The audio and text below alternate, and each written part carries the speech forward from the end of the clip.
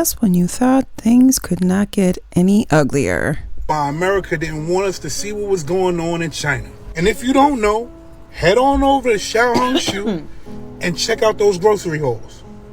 Red Note. Go to Red Note and check out their grocery hauls. And if that's not a slap in the face for you, look at how much they spend on healthcare. Look at how much they spend on rent. We looking like a big joke in America. And if you want to get technical, somebody that just started using Red Note from America asked one of the Chinese people to tell them a joke.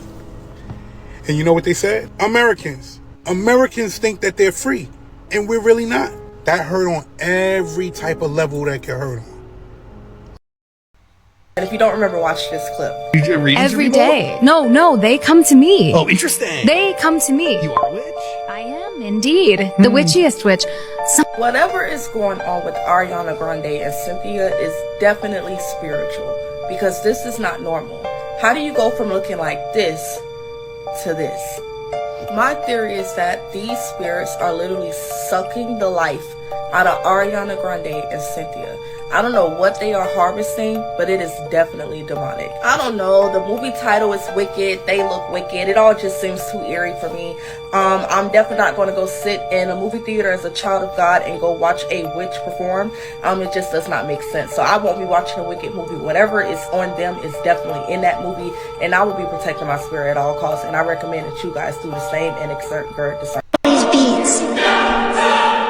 Disturbing video that Duran Middle School mother Chanel Russell received Friday.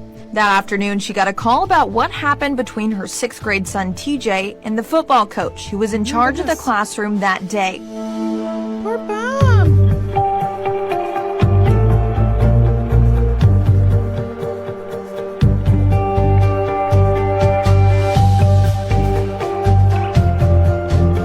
So tonight's True Scary Story has a warning, but not a trigger warning, a warning not to watch at night. The story deals with a haunted house that had a disappointment room in it, and let's just say this was not a good house. I also want to remind you guys to subscribe to my, which I tell different scary stories every few days and longer versions of scary stories that I've told on here. I've also uploaded videos that I upload on here, on there. Let's begin. Okay, today's submitter wanted to be anonymous, so we're gonna call her Emily. So the story starts when Emily moved to Maplewood, Minnesota. The house was 2 stories with 4 bedrooms, 2 upstairs and 2 on the main floor with a basement. So after they were finished moving boxes into the house and nothing else could be done, Emily decided that she was gonna take a look around the entire house. She went upstairs first, and as soon as she went upstairs, she saw a closet that was kind of like a crawl space. She went to go check out the 2 bedrooms that were upstairs, and then she went to go check out the room that her brother had claimed. As she was looking around, she saw 2 doors in the room. One was boarded up though, and the other one was not. The first door that she saw, she actually opened it because it wasn't boarded up and it was just a closet. But then she looks at the other door and she notices that there's a little hole in it, and she gets intrigued and she looks inside of the hole and she sees a whole other room in there, and she's like, that's a little creepy. But she kind of brushes it off and she's like, you know what, I want to go check out the main floor. And so that's what she does. But don't forget about that room because it is important to the story. So after she goes to the main floor, she decides that she's going to check out the basement, and this is where it gets even creepier. She looks to her left and she sees a room that could be like a second living room. And she looks to her right and she sees a laundry room, and the laundry room is absolutely giant. And when you walk into the laundry room, the first thing that you see is the washer and dryer. The washer and dryer were a little bit far apart, and between the washer and dryer was another room. So she looks to the left and she sees red paint on the wall, and then she looks over to the stairs and she sees that there's like a space underneath the stairs. But curiosity gets the best of her and she decides that she is going to go into the room between the washer and the dryer. She said that when she stepped into this room, she got this overwhelming eerie feeling that something was watching her, and she could not shake this feeling. Well, we'll fast forward to later on in that night, and her 7-year-old sister wakes up screaming bloody murder in the middle of the night. Emily and her mom both run up the stairs to see what's going on with her little sister, and her little sister is absolutely frantic, and she tells her mom that she saw a creature at the end of her bed with bright red eyes. Her sister said that this thing was just standing at the end of the bed just staring at her. So the next day, Emily decides, her and her mother decide together that Emily is going to take over her sister's room so that her sister can be closer to her parents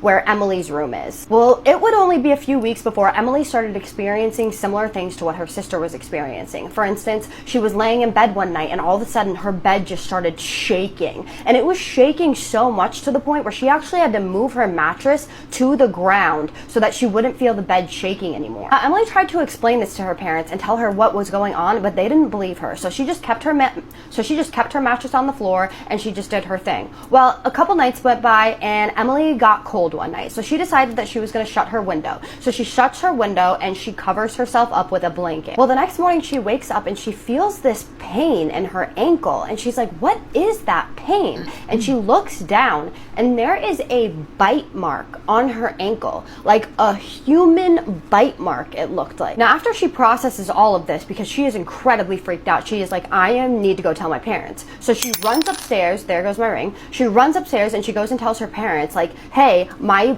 ankle, look at my ankle, like something bit me. And her parents are like, it's nothing, it was probably the dogs. And she's like, the dogs? Like, I would know if the dogs bit me. What do you mean? And this does not look like a dog bite. Also important to know that she said that her dogs did not like to go upstairs at all. For some reason, they never went upstairs unless they absolutely had to. So a year passes and things are just progressively getting worse. And she doesn't want to tell her parents anything because they just aren't believing her. For instance, she would hear footsteps walking up to her door and then they would just stop and then she would just hear silence. One day she gets home from school and she finds out that she is home alone. She decides that she's going to do laundry. She goes down, she does laundry, and she's coming back up the stairs, and all of a sudden she hears something running after her, like super fast. She starts sprinting up the stairs, and this thing is chasing her. She finally gets to the top of the stairs, and she turns around, and she feels this breath in her face. I would have been sprinting right out the front door. What are you talking about? But she can't see anything. She said her heart was beating so fast that she could literally feel it pounding in her chest, and she could not move. She was so terrified. Then here's something that she will never forget. She hears this low growl right in her ear. At this point, is Did she need to do it? She doesn't need to make the sounds. It's okay. Just don't do that. still not able to move at all. All of a sudden she hears her parents opening the door upstairs. So she feels like she's about to get a moment of like relief when she then looks down the stairs and she sees it. The most terrifying thing she has ever seen in her life. Something unhuman with long skinny arms is backwards, bent over backwards, smiling at her and crawling up the stairs.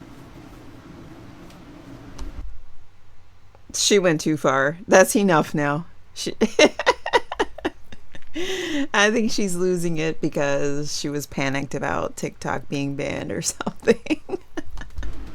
All of a sudden it changes pace, it crawls back down the stairs, and it goes through the door that was that second living room, that room that we had talked about before. And fast forward to later on that day, there's a flooding in their basement, and they find out that there's 2 wells beneath the floor of that extra living room. And a few months after that, they find out that there's 2 in the house, one of a little girl and one of an old man. Now, she did end up getting out of her room and going to stay with her little sister, so she had now shared a room with her little sister on the main floor. And she said that one night she was sleeping and she wakes up because she's thirsty. She wakes up, and before she can even get out of bed, she opens up her eyes and she looks at the end of her bed, and there's this tall shadow person just standing there staring at her. I'm assuming the same shadow person that her sister had seen.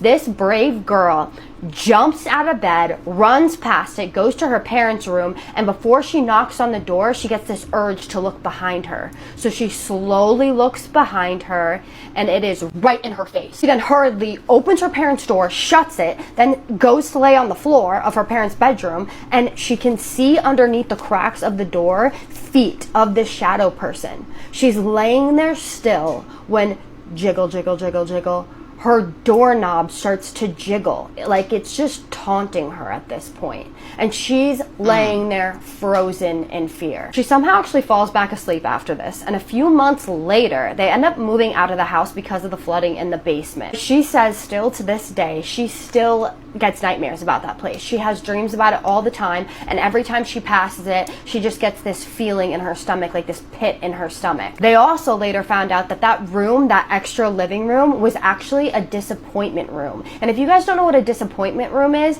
it's back in the olden days where people used to keep like their disabled family members, their physically disabled family members and mentally disabled, which is absolutely horrifying and terrible. But this is a real thing. It really did occur. And I think that this manifested something very dark in that room, in that basement, because of this. Now, what do you guys think? Do you think that this was a spirit of one of those disabled people? Because that's not really what I think. I think that something manifested and was inhibiting that area because of the cruel intentions of the previous owners way back whenever they had this disappointment room. But whatever you guys' thoughts are, drop them in the comments. She will be reading the comments. So I absolutely love you guys to death. I will tell you this in every single video because I do. You guys mean the world to me. Thank you so much for 17,000 followers. If you have any true scary stories, like I said, the email is in my bio. It's kaisespooky@gmail.com. Please feel free to email me. Otherwise, you guys are the best. Like I said, I love you so much. And there's Okay, so you guys stay out there. I'm just going to check the closets. Okay. 2314. Be advised, I just got flagged down by a resident here of a home that I'm in, 3251 North 39th Street. States there is a creature in the closet. I'll be checking it out. Send me another unit code 1.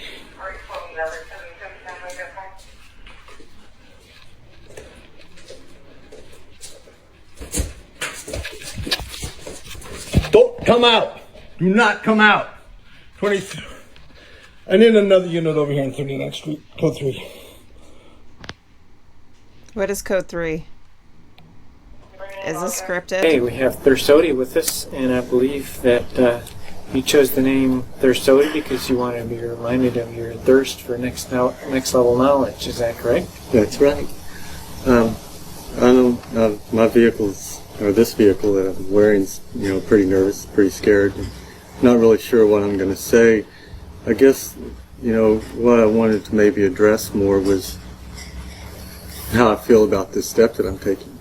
And some may say, well, boy, it's quite a irreversible step. And I just wanted to say that I'm familiar with irreversible steps. And tell you what, I don't know if you remember Doe talking about that some students had proven to him that they... Wait a minute. I'm just reading the title or the text. Are you serious right now? Heaven's Gate member talks about how castration has freed him. What is going on? They desired to have their vehicles neutered. And I'm one of those students that did that. And I can't tell you how free that has made me feel. I've been here long enough from the time I had that operation to know the freedom that it offers me. And I'm just so thankful for that opportunity. And in all reality, I can't see that this next step that I'm prepared to take and looking forward to taking is anything more than a clinical operation. So ever since we've had this fog show up all around the world, people have been experiencing some strange things. I'm going to tell you what I think it is. I have ChatGPT here. I'm going to show you in one take, no edits. Let's see. Hello, can you hear me? Yes, I can hear you. How can I help? Explain to me with a little bit of detail what smart dust is. Smart dust consists of tiny wireless sensors, each as small as a grain of sand. These sensors can detect and measure environmental conditions, such as temperature, light, vibration, or chemicals. They communicate wirelessly and can work together to gather and transmit data, often in real time. This makes them useful for applications in fields like environmental monitoring, industrial automation, and even military surveillance. So if the military wanted to use this to collect data from civilians or anything they really wanted, they could do that? Yeah. Yes.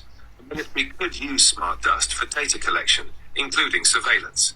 The technology's small size and wireless capabilities make it versatile for various applications, including monitoring environments discreetly. However, the use of such technology would be subject to legal and ethical considerations. Mm-hmm. Thank you. Y'all, this shit right here is crazy as fuck. This is the 2025 Economist cover. As y'all can see, look at all the symbolism in the back. I'm pretty sure this one with Donald Trump just happened yesterday, last night to be exact. We all know that there's a new virus out too. These buildings are eerie similar to the California city, right? We all know what's going on in Cali right now. We are predicted to have one of the worst sun solar flares this year. All I'm saying is take a good look at this. Y'all can put together what y'all think, but all I'm saying is this shit crazy, fool. We had this. So beautiful, ain't it? So sad. Crazy. So I saw some people in a couple African traditions posting about why they wear white. And so I've never actually seen a video like this. So why witches wear black? Now, first of all, black and silver are the colors of the craft, witchcraft. The Book of Shadows is black with silver writing on it. You will usually see me in silver jewelry. I do not like gold. Silver is the alchemical metal of the moon, and we tend to be a lunar cult, for lack of a better word. The solar cults use gold. That's why Bibles traditionally are black and gold, with gold leaf, gold writing. It's to indicate that they come from a solar cult. Originally, sun worshippers. And the entire Jesus mythos was latched on to the sun and mimicked the sun god to try and legitimize Jesus's tale. So it makes sense. So gold for the sun, silver for the moon. But like in the African traditions, they wear white because white reflects, white repels. We learned that in like first, second grade, right? Black absorbs energy.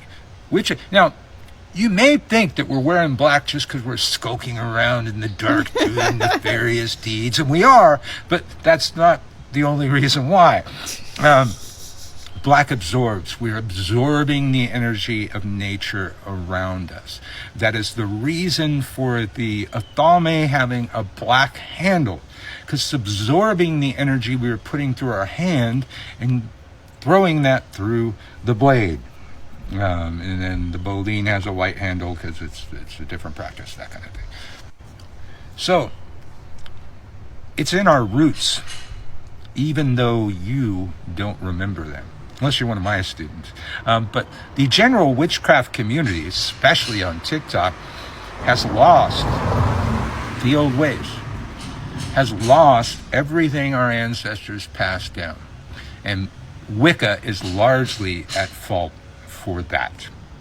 Hence, Uncle Birch's new class that I just started working on, bringing the old ways back. I'm going to have an entire class of the old occult knowledge that we have lost. Oh my goodness. In hopes that a new generation of students will stop it from being lost anymore. The long memory is the most radical idea in America, and I remember everything I was taught about witchcraft in my 45 plus years of teaching witchcraft. And back in the day, we all knew the same shit. We knew some other shit too, but there's basics that we all knew. The standards of the craft, the tenets, the landmarks, the very foundation of witchcraft. And the majority of that's been lost. None of you are teaching it. I'm sorry. That's your bitch slap for not fucking remembering it, for not teaching it. Our people have been through so much. To lose any of it is unacceptable to me. So get over there to gumroad.com/witchschool, WITCHSKEWL, and that class is not there yet. But Witchcraft 1 is there, Witchcraft 2 is there, Witchcraft 3 is going to be coming up soon, and then the new one, bringing the old ways back. Y'all better watch out for that. Don't even go there. Hey friends, so I did a post on X earlier talking about my theory of how a lot of these extraterrestrials intervening and guiding humans right now are actually future humans or highly evolved, higher dimensional humans. And somebody asked me, well, how can they be future humans if we're here now? Like, how can humans be in both places? So I think this video is very important to watch if you want to expand your perception on what a human and what an alien is. So here's how I see it, and I've talked about this many times. This is a school. This is a simulator for consciousness development. So we're not human. We are a consciousness that is having a human experience. And our non-physical consciousness streams into this human body and comes here to Earth to play this game. And by doing that, the consciousness learns and grows and evolves. But at some point, you know, this consciousness will completely evolve and graduate out of this Earth life school. At some point, it will realize what it is, because it goes through this period of forgetting and remembering. It'll remember, oh yeah, I'm bigger than all this. You'll learn everything that you came here to learn. You'll reach your escape velocity, and you'll leave the Earth life experience altogether as an accumulated, upgraded, higher consciousness, you know, energy source. Okay, and then you'll go on to your next stop. You'll go on to another school somewhere else for further development. Now, these other schools, I believe, are like the Arcturians and the Pleiadians. So these beings are from a more advanced, you know, like Earth-like simulator. Now, those beings there are now Pleiadians, because their consciousness will identify with that, because that's where they're focused. Okay, same way we focus here and we identify as being a human, they would identify as being a Pleiadian. But the same way I can do a QHHT past life regression right now and find out that before I came to this human Earth life experience, I was something else. I was someone else somewhere else. Okay, and I was a lower quality consciousness because I didn't have this entire added human experience, all these different incarnations of being human put on top of it. So at some point we'll go on to somewhere else and we'll look back to the human experience in like a nostalgic way. We'll say, it's kind of like looking back at your high school, being like, I remember being there. Those were the days, right? That was crazy. Those were not the days. So then you can go visit your high school, right? Like right now I can go hop on a plane, go back to Coppell, Texas, and go to my high school. But it'll be different people, different teachers, different students. Maybe they even changed the mascot. Maybe they painted the mural in the cafeteria, right? But it's still a school teaching people. So even though Earth has changed, and even though a lot of these beings that we call, like, say, an Arcturian, maybe they were human thousands of years ago, maybe millions of years ago. Obviously, Earth has changed and humans have changed, but the school remains. This is still a school for consciousness development, right? It's just gone through lots of different iterations and generations. Now, those beings can come back here. Maybe they have it in their DNA. Maybe it's just a soft spot in their heart, or maybe they're, you know, told to be guides and helpers and you know, come back every once in a while and keep an eye on the school, kind of like a counselor, right? And maybe they do that and they see that, ooh, we've kind of gone off the rails. Right? I think that they've been kind of nudging and guiding us at certain times, because they can't intervene on our free will, because we are here to learn after all, and they know that. But they also know that we're sitting ducks when we're in here because of the mind wipe. Because when you're in an incarnation, you have to forget everything else so that you can focus on that lifetime. And when you're out of the incarnation and you're in the spirit world, you still are just, it's like a one layer removed of the simulator. So you still don't realize fully at that point that you are an eternal consciousness, that you are bigger than the human experience. You are still just kind of pulled in by the gravitational force of the simulator. So, but they know it. They know that all the beings, all the souls that are here on Earth in a physical body and in the spirit world are bigger and more than this, but we're sort of like a magnet. We're pulled into this, and for this time being, this is all we think exists. Okay, so they come here and they gently guide, nudge, give us some pointers, drop us some technologies, help us out, you know, here and there, right? Stop major calamities and do these kinds of things. I also think that there is bad actors at play here, that this simulator has been sort of hijacked by some bad guys that are doing some things that it wasn't designed for. And that's where we see this sort of battle between good and evil, this spiritual war that people talk about on the inside. And it's because we would see these beings as spiritual. They are highly evolved, you know, developed consciousnesses that are, you know, far surpass anything we can comprehend, right? They used to be human, though. I really firmly believe that, especially the good guys, the reason they are helping us because they used to be human. And they are just now, the consciousness that used to be human has now graduated and ascended, and now it's in a different, you know, training simulator, And so it knows so much more. It has such a wider aperture. It can see so much more, and it just understands more about reality and our place and everything. So it knows we're just at this point. We're learning. We're young, you know. It's like going to a school and trying to help a kid. I can go back to my high school and I can try to help one of those kids there, but I can't help them too much because they have to learn. Like, I can only tell a kid so much, and then they won't understand anymore. They're like, I don't know, I just got to get out there and live my life and learn these things on my own, you know. And that's kind of how we are. So I think that these extraterrestrials are helping us as much as they can, but it's up to us, you know. Like, we are here to learn, and we have to take a lot of this responsibility on ourselves, but they also have a responsibility just to kind of look after the school and to make sure it's not abused and nothing weird's going on. And I think that there is some weird stuff going on, and I think that's why they're intervening. And I think that a lot of them used to be human, and that's why I say they're sort of like future humans. They're like us in the future, but not, they wouldn't consider themselves humans anymore. They'd consider themselves whatever they are now because their point of reference is wherever they are now. But they used to be humans. Like, I used to go to my high school. I used to be a Coppell cowboy, but I'm not anymore. That'd be weird as hell to say that, because I'm not anymore, but I used to be. So I can go back there and I can relate to them. I can identify with them. I can sit down and I can shoot the shit with the kids at the high school, but I'm not one of them anymore. I've outgrown that. I've evolved. I've graduated, right? So I think that a lot of these beings that we're seeing are like that. It's an apt metaphor, you know, and that there is this like spiritual war, because if they come here and they see some other guys that are doing some bad things and they intervene, well, we would be looking at two highly advanced, you know, highly spiritually evolved beings duking it out, going to battle. That would be a spiritual war to us. We wouldn't even know. Is that demons and angels? I don't know. I don't think so. I think it's future humans and whoever else is abusing the system, possibly other future humans. I don't know. But I really do firmly believe at least 50% of this equation are future humans. But the future humans we would call Pleiadians or Arcturians, or any of these other beings that seem to be human-like, but highly evolved, but for some reason seem to have a vested interest in helping us, and a nostalgic soft spot in their heart for humans and Earth. Now, why would that be? Because they used to be us. Okay? Yep.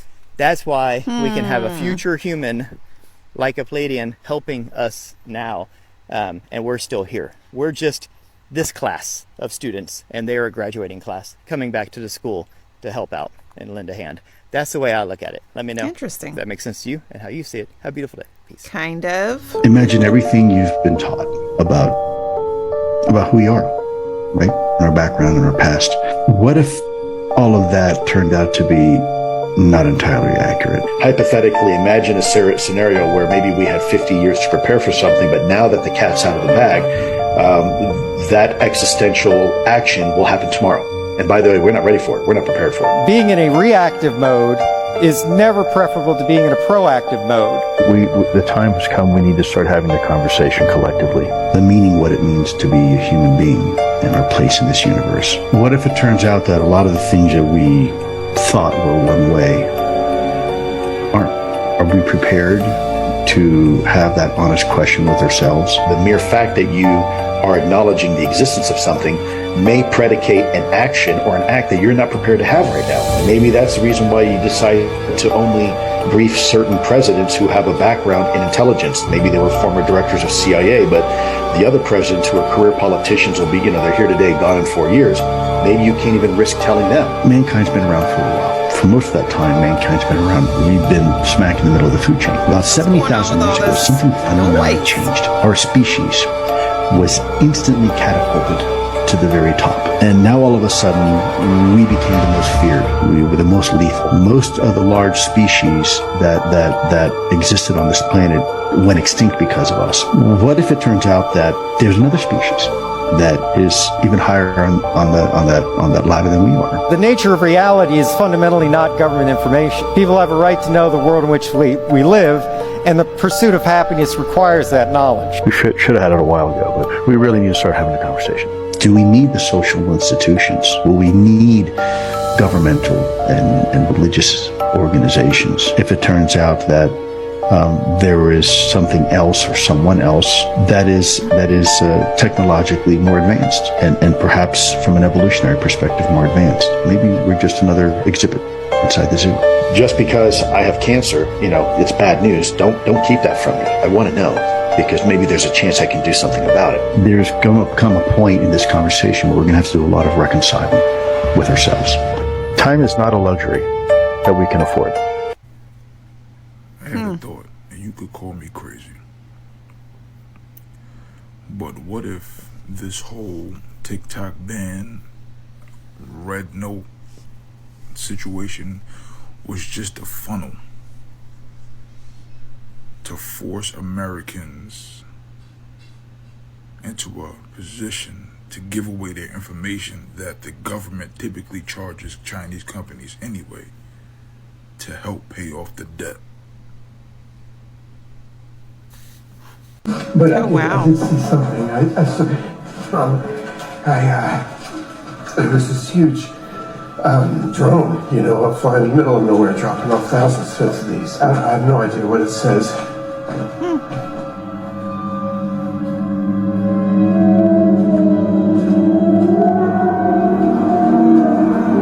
Year of the Snake. That's 2005.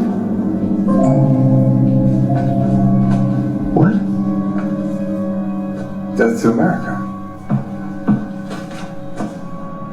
I mean, I don't know what the rest of this means, but at this part, it definitely means death to America.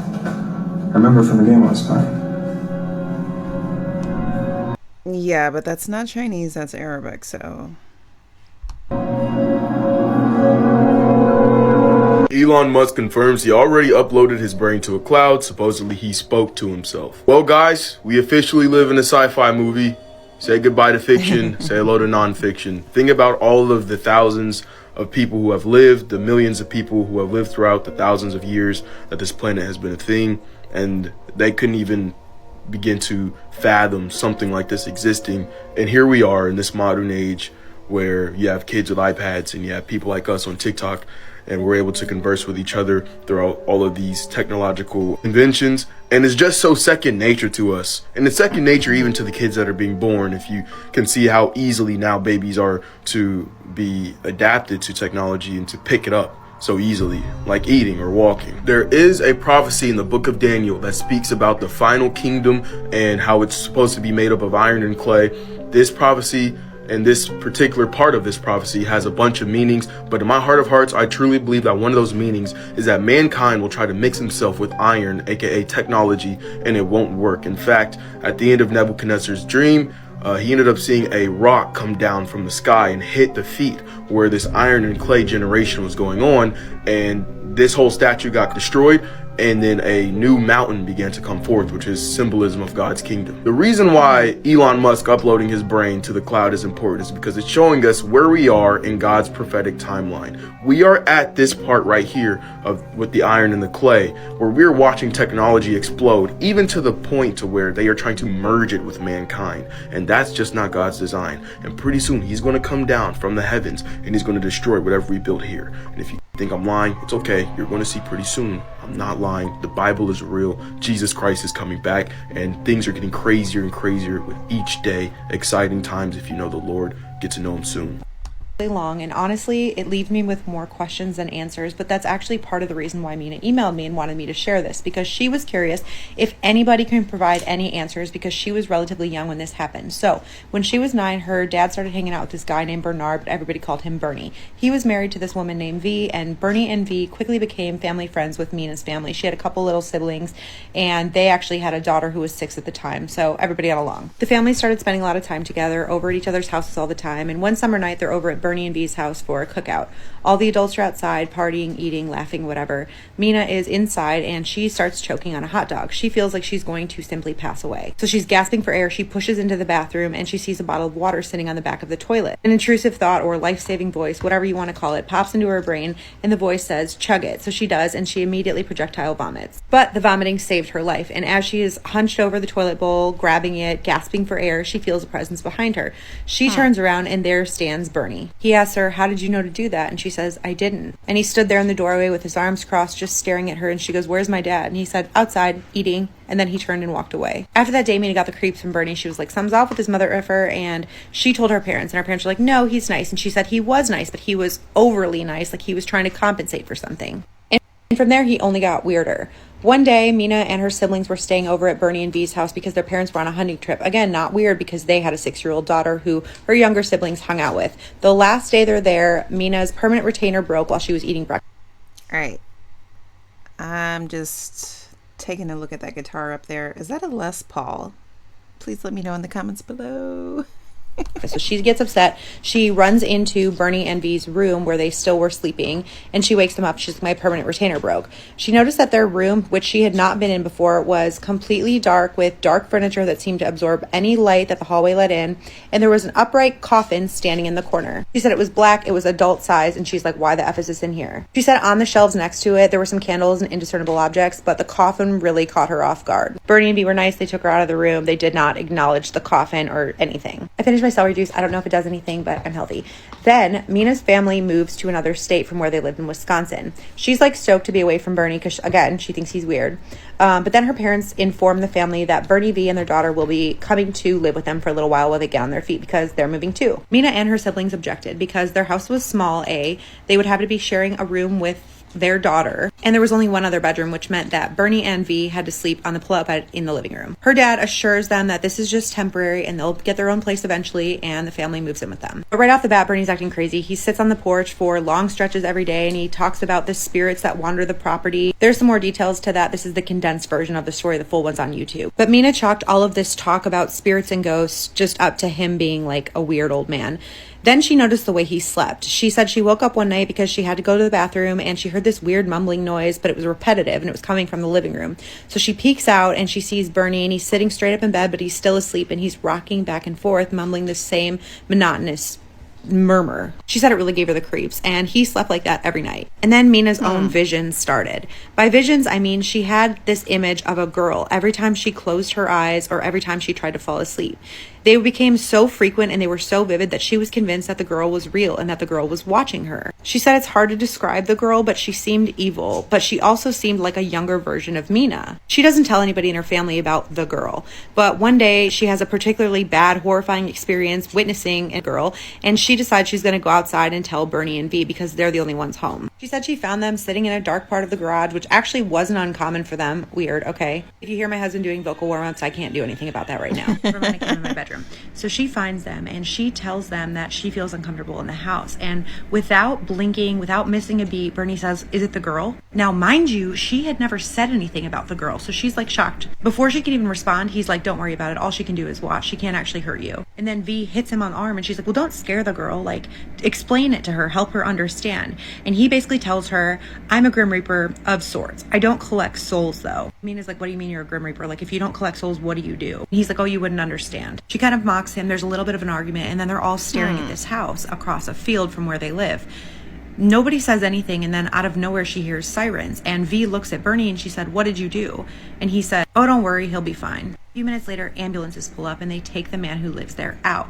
Mina goes inside to call her dad. Her dad comes home. Eventually he goes over to check on the neighbors and finds out that the neighbor had a minor heart attack, but that he was going to be fine. He also tells her that the reason the girl is there is because of him, and that's the reason all the spirits are there. But the girl has a particular attachment to Mina, but not to worry because all she can do is watch. After all this happened, Mina's feelings about Bernie solidified, and she really didn't like him. So she was pushing his boundaries and his buttons more and more. One night, her parents and Bernie and V were all going out, and Bernie was the last to leave the house. Mina and him were arguing about something, and he turns to her before he leaves and he says, I know you're still scared of something. While they were out, Mina was doing the dishes. She said her parents were the type to have you do a chore, and if it wasn't done right, they'd make you do it again. So she was polishing the silverware, making sure everything was dry, and she picked up a silver spoon to wipe it. She was looking in the reflection when she saw an inverse image of a nun staring at her from behind her. Her heart sank and she spun around, but there was nobody there. She said terrified is an understatement of how she felt, and she waited with the lights on for her parents to come home. Not long after that, there was a day where she was rummaging on top of her mother's dresser for some jewelry she wanted to borrow from her.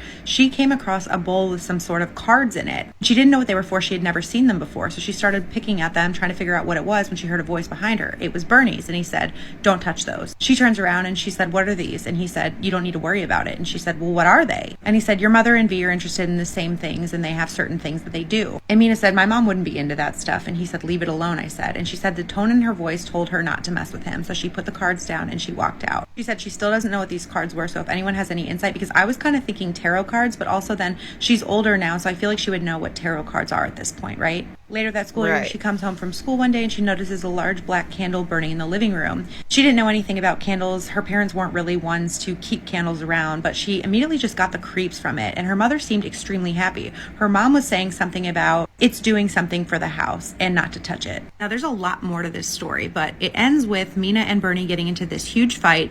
Mina runs off to find her dad. She tells her dad that Bernie makes her uncomfortable. Her dad puts her down, runs in the house. She hears them screaming at each other, and her dad comes back out and says he's not going to be a problem anymore. And not long after that, her dad helped Bernie move out. It eventually came out that Bernie had been stealing from their family the entire time, and not only that, but he was essaying his own daughter. He was sent to prison where he fell ill and eventually passed away. V and their daughter moved away after that, and she says she doesn't know what happened to them, but she hopes her daughter is doing okay. Her question to the audience is this: what do you think Bernie was into? Because A, we know he's a creep, but how could he have been involved with all of these coincidental occurrences, like knowing that the person across the street was about to go to the hospital, and V weirdly asking him, what did you do? The cards in the coffin are another lingering question in my mind because I can't make sense of it. Let me know what you think. I'm actually going to tag Mina in the Wait caption. a minute. Nobody can make sense of that. What are you talking about? Who has a coffin in their house? I mean, are you serious right now? Oh my God.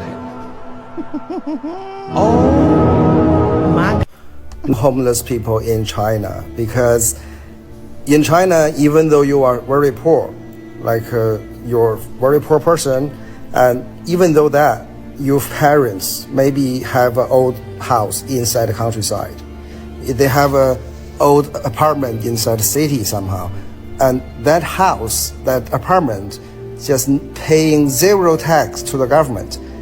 We Chinese, we do not have property tax, housing tax. We also don't. Alright, you guys, that is it for this episode. If you enjoyed this video, please let me know in the comments below, and I will see you in the next one.